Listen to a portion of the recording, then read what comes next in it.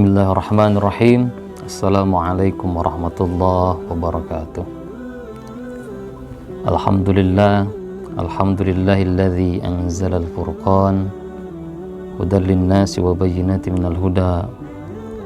Wassalatu wassalamu ala sayyidina Muhammadin khairil insan wa ala alihi wa ashabihi ila yaumil bayan. Ilahi anta maqsudi wa ridhaka matlubi a'tini mahabbataka wa ma'rifatak. Alhamdulillah, puji dan syukur senantiasa kita panjatkan ke Zat yang Maha Ghafur, Allah Subhanahu wa taala.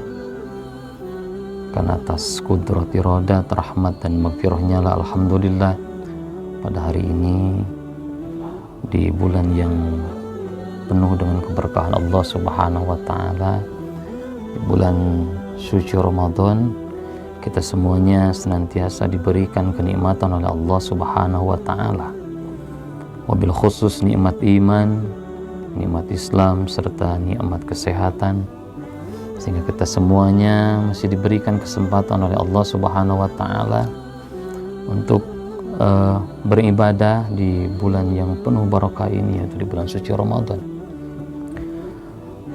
Mudah-mudahan amaliyah ibadah kita di bulan suci ini diterima oleh Allah Subhanahu wa taala.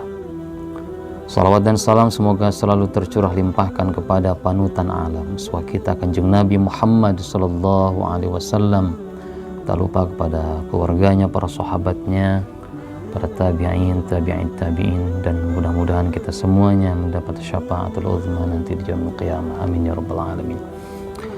Hadirin sahabat Sirko yang saya hormati dan mudah-mudahan dimuliakan oleh Allah Subhanahu wa taala. Sebagaimana kita ketahui bahwasanya setiap agama tentunya memiliki kitabnya masing-masing yang senantiasa dijadikan sebagai pedoman dalam kehidupannya. Kita kenal dalam agama Buddha, mereka memiliki kitab yang dinamakan kitab Tripitaka. Kemudian di agama Hindu juga kita kenal mereka memiliki salah satu kitab yang dinamakan kitab Weda. Kemudian orang Nasrani, orang Kristen memiliki kitab yaitu kitab Injil. Sedangkan kita selaku umat Islam yang pastinya mukmin, yang pastinya beriman kepada Allah Subhanahu wa taala, memiliki salah satu kitab yang dijadikan sebagai pedoman hidup kita, yang dijadikan sebagai pedoman bagi manusia, yaitu Al-Qur'anul Karim. Bahkan Al-Qur'an ini Allah anjurkan atau Nabi menganjurkan kepada kita, khususnya di bulan suci Ramadan atau di bulan-bulan yang lainnya, agar kita senantiasa membacanya. Bukan hanya membaca secara lisan, tapi kita juga harus mengamalkan dalam kehidupan kita sehari-hari. Karena Rasulullah SAW bersabda, Iqra'ul Qur'an fa innahu ya'ti yaumal qiyamah syafi'an li ashabihi. Bacalah Al-Qur'an, karena Al-Qur'an nanti di hari kiamat senantiasa akan menjadi syafaat dan akan menjadi penolong bagi orang yang senantiasa membacanya. Hadirin sahabat Sirko yang dimuliakan Allah Subhanahu wa taala, ada Al-Quran, ada sebuah ayat yang di surat Yunus ayat ke-57, bahwasanya Allah Subhanahu wa taala berfirman, a'udzubillahi minasyaitonir rajim, bismillahirrahmanirrahim, ya ayyuhan nasu qad ja'atkum mau'izatun min rabbikum wa syifaa'un lima fis sudur wa hudaw wa rahmatul lil mu'minin. Hadirin sahabat Sirko yang dimuliakan Allah, ayat tadi di dalam ilmu balaghah termasuk dalam kategori kalam khabari, yang maksudnya menginformasikan bahwasanya telah datang Al-Quran kepada manusia sebagai petunjuk jalan dan mengeluarkan manusia dari kegelapan, atau kita kenal minaz-zulumat. Tersebut termaktub dalam Al-Quran surat Ibrahim ayat pertama, Alif Lam Ra, kitabun anzalnahu ilaika litukhrijan nas minadh-dhulumat ilan nur. Menurut Profesor Dr. Quraish Shihab dalam tafsirnya Al-Misbah mengatakan bahwasanya Allah Subhanahu wa taala menggunakan kata jama dalam kalimat az-zulumat, sedangkan Allah menggunakan kata mufrad dalam kalimat an-nur yang artinya cahaya, sedangkan az-zulumat artinya kegelapan, berbagai macam beraneka ragam kegelapan. Itu artinya bahwasanya kegelapan itu memang beraneka ragam, baik kebodohan, kehancuran moral dan lain sebagainya. Kemudian Al-Quran mengarahkan manusia ila nur, kepada cahaya yang menerangi, dalam artian keanekaragaman ilmu pengetahuan. Yang jadi pertanyaannya, apa fungsi? Ini apa fungsi diturunkannya Al-Quran? Atau apa fungsi Al-Quran, atau fungsi atau peran Al-Quran adalah membangun peradaban masyarakat. Imam Ali As-Sabuni dalam tafsirnya Sofwah Tafasir mengatakan bahwasanya, dan ayatnya yang telah tadi saya bacakan di Al-Quran surat Yunus ayat ke-57, bahwasanya ada 4 fungsi atau fungsi dan peran Al-Quran dalam membangun peradaban manusia. Yang pertama dalam Al-Quran dalam tafsirnya, yaitu yang tadi, mau'izatum min rabbikum, ay mau'izatum min khaliqikum. Jadi artinya pelajaran dari sang pengajar. Al-Quran merupakan pelajaran dari sang pengajar.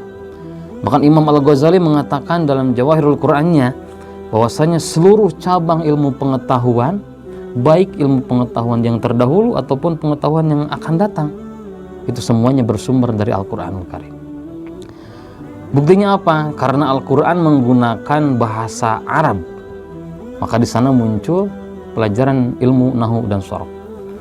Dikarenakan Al-Quran menggunakan tata bahasa yang indah, tata atau sastra yang luar biasa, maka di sana muncullah ilmu balaghah. Kemudian dikarenakan Al-Quran menceritakan tentang proses penciptaan manusia, Al-Quran menciptakan tentang proses penciptaan alam semesta, maka di sanalah muncul ilmu yang kita kenal dengan ilmu alamiah atau ilmu biologi. Kemudian dikarenakan Al-Quran menceritakan tentang seluk-beluk masyarakat, seluk-beluk pergaulan di masyarakat, maka di sanalah muncul ilmu sosiologi. Maka benar menurut Imam Al-Ghazali dalam Jawahirul Qurannya bahwasannya semua cabang ilmu pengetahuan itu bersumber dari Al-Quran. Kemudian fungsi yang kedua, fungsi dan peran Al-Quran sebagai dalam membangun peradaban masyarakat, yaitu syifa'ul lima fis sudur au yashfi ma fiha minasyirki wasyakki wal jahl. Yang artinya yaitu Al-Quran sebagai pengobat penyakit batin. Syifa'ul lima fis sudur, seperti syirik, ragu, kemudian al-jahl, kebodohan. Penyakit zahir yang kita kenal itu pasti ada obatnya. Penyakit zahir sudah pasti, kita sakit gigi otomatis ada dokter giginya. Kita sakit perut ada obat sakit perutnya. Dan penyakit zahir ini sebenarnya ketika kita sakit di alam dunia itu, di muka bumi ini, ya kita hanya sakit di muka bumi ini. Tapi penyakit batin selain berbahaya di dunia, itu pun akan berbahaya nanti di akhirat. Contohnya, ketika seorang memiliki sifat takabur, maka dia itu akan dijauhi oleh masyarakat, dan begitu pun nanti di akhirat akan diazab oleh Allah Subhanahu wa taala. Maka Al-Qur'anlah menurut tafsir ini sebagai obat dari penyakit lahir dan batin. Gitu.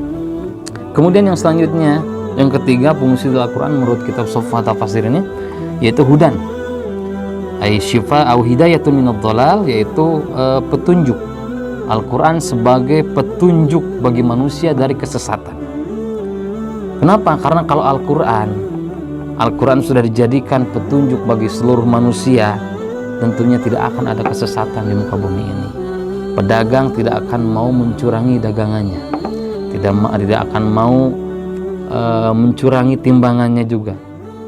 Di muka bumi ini saya tentunya kalau misalnya Al-Quran dijadikan sebagai hudan, sebagai hidayah, sebagai petunjuk, maka tidak akan ada pencopet yang berkeliaran, tidak ada perampok, tidak akan ada begal, tidak akan ada pemuda-pemudi yang mojok memadu kasih di warung remang-remang dan lain sebagainya. Makanya yang sekarang masih dekat itu tidak ada kecurangan-kecurangan dalam pemilu. Itu kenapa? Karena si Al-Quran setelah dijadikan hudan atau hidayatun minad dhalal. Kemudian yang terakhir, fungsi dan peran Al-Quran dalam membangun peradaban manusia yaitu rahmatun lil mu'minin, ay rahmatun li ahlil iman, yaitu Al-Quran sebagai rahmat bagi manusia yang beriman kepada Allah Subhanahu wa taala. Apabila Al-Quran sudah kita jadikan atau sudah kita baca, kemudian kita kaji isinya, kemudian kita amalkan, maka Rasulullah SAW berjanji, man ja'alal Qur'an imamahu saqahu ilal jannah. Barang siapa yang menjadikan Al-Quran sebagai imamnya, maka ia akan membawanya ke dalam surga. Wa man ja'alal Qur'an wara'ahu qadahu ilan nar. Dan barang siapa yang menjadikan Al-Quran sebagai makmumnya, maka ia akan mendorongnya ke jurang api neraka. Na'udzubillahi min dzalik. Makanya marilah kita semuanya senantiasa membaca Al-Quran, dan bukan hanya dibaca, tapi Al-Quran kita kaji isinya, kemudian kita amalkan dalam kehidupan sehari-hari agar kita mendapatkan rahmat dari Allah Subhanahu wa taala. Demikianlah sahabat Sirko yang saya hormati dan mudah-mudahan dirahmati Allah Subhanahu wa taala. Mudah-mudahan pertemuan kali ini dapat bermanfaat bagi kita semuanya. Mohon maaf atas segala kesalahannya dan terima kasih atas segala perhatiannya. Wabillahi taufik wal hidayah. Assalamualaikum warahmatullahi wabarakatuh.